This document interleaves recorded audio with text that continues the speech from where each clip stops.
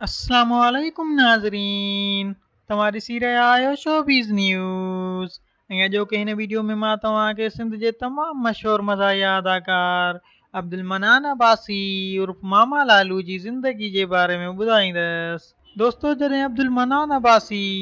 उर्फ़ मामा लालू खां सवाल कयो वियो त तव्हांजो कैमरा ॾो पहिरियों सीन कीअं रहियो, त उन ते अब्दुल मनान अब्बासी उर्फ़ मामा लालू जवाबु ॾिनो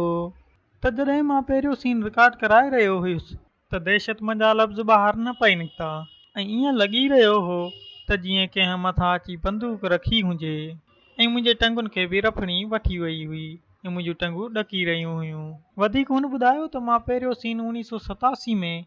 हैदर फिल्म लाइ रिकॉर्ड करायो हो, जंहिंमें मां हिकु हीरोइनी जो किरदारु अदा कयो हो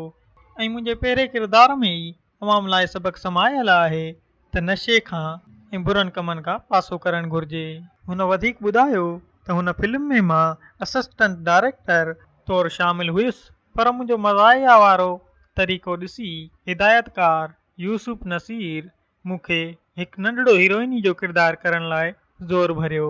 ऐं मां उहो किरदारु कयो ऐं मुंहिंजो किरदारु तमामु घणो मशहूरु थी वियो ऐं माण्हुनि हुनखे तमामु घणो पसंदि कयो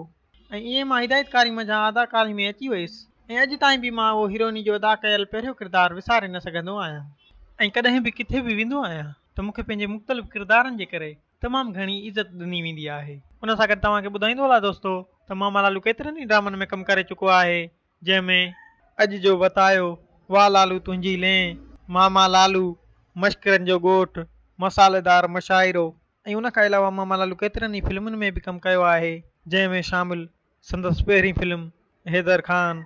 आख़िरी कारतूस, लालू बागराणी भॼाए वियो, वाह लालू वाह खेसि शोहरत जी बुलंदी ते पहुचायो। उमेद आहे दोस्तो त अॼु जो ही वीडियो तव्हांखे तमामु घणो वणियो हूंदो। जेकॾहिं अॼु जो ही वीडियो तव्हांखे वणियो आहे त असांजे वीडियो खे लाइक कयो ऐं असांजे चैनल खे ज़रूरु सब्सक्राइब कंदा ऐं गॾोगॾु घंटीअ जे निशान ते बि क्लिक कंदा त जीअं असां जॾहिं बि को नओं वीडियो अपलोड कयूं त उहो सभु खां पहिरीं तव्हां ताईं पहुची सघे ऐं तव्हां हुन मां ॼाण हासिलु करे सघो। ॿिए वीडियो ताईं ॾींदा पंहिंजे दोस्त खे इजाज़त। सिंध सलामत, साथ सलामत।